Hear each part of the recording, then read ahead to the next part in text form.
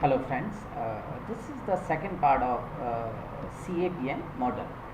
As we have finished our first lecture uh, while discussing on the diversification, how the diversification is to be done. Basically, diversification is a kind of investment where you will find the total money of an investor is invested in different kinds of securities, not only the single one. And these kinds of investments may be the different kinds of companies, may include the different kinds of companies, different kinds of products, different kinds of nature, and either the company may be the domestic or the international.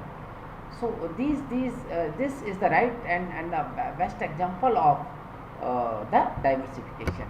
Next is uh, there are systematic and unsystematic returns, risk.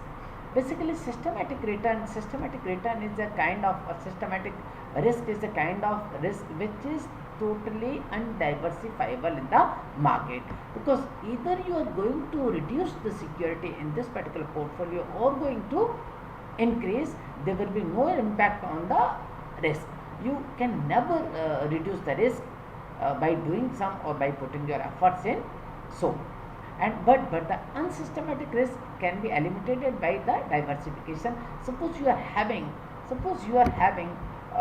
10 number of securities in a portfolio.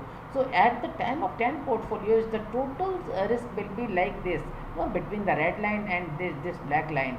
Total risk will be there. If you are going to increase the number of security in this particular portfolio by 35, definitely you will see the total risk is reduced at this, in this particular range.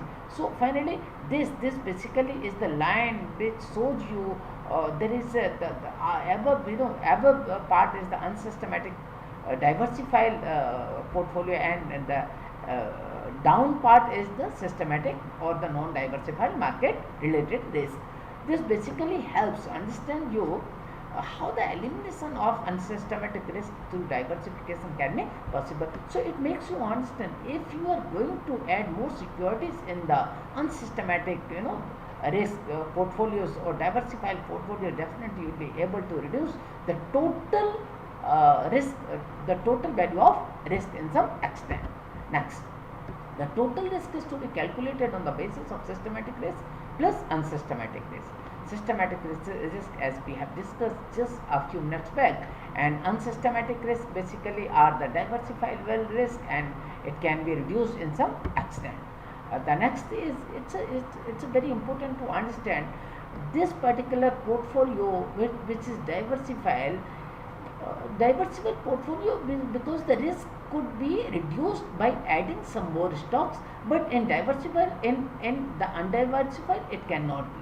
Okay, either you do anything at your end or whatever. So basic definition of this all is basically calculated on the basis of beta. So beta measures the stock risk in relation to the overall market. Beta is the measure of the volatility, I mean the risk or the instability of a systematic risk or the security of a portfolio in the comparison to the market as whole. So beta measures the risk of an individual security value to a market portfolio, and these all assets may be of two kinds. One is defensive, another is aggressive. Suppose Exxon Mobil Corporation is going to start a business and beta coefficient is 0.88.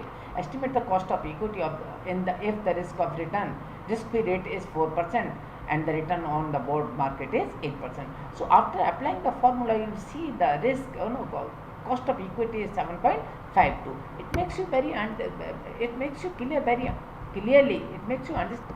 Suppose the value of beta is 1. It has same level of risk as the stock market is. If the stock market rises up by 1%, the stock will also move up by 1%. The same, in the same direction, all the stock will work accordingly.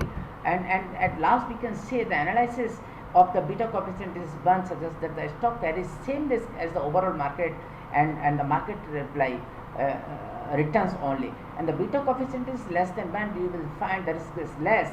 Beta coefficient is above 1, it suggests that the stock carries more risk as the overall market and will earn more than market return. So finally, it can be say suppose that